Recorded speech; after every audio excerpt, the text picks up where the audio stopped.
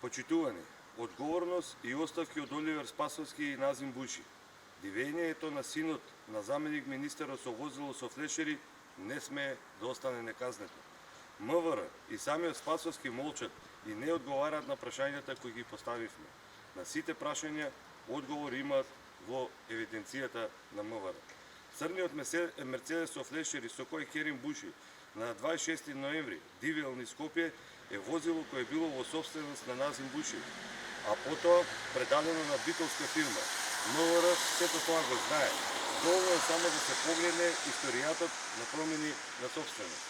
МВР само требаше да одговори дали црниот Мерцедес е купен од Телеком за Назим Буши, а потоа продаден на самиот Буши, за истиот да го предаде на битолска фирма, но МВР молчи.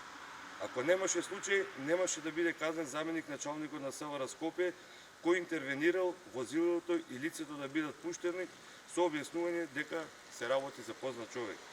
А кој е тој познат човек? Во возилото претходна собственост на Назим Буши, сега во посед на битолска фирма собственост на негови роднини, ако не е неговиот син Керим Буши. Оливер Спасовски и Назим Буши не смеат да го затешкуваат целиот инцидент. Политичка одговорност мора да имат. Благодарам.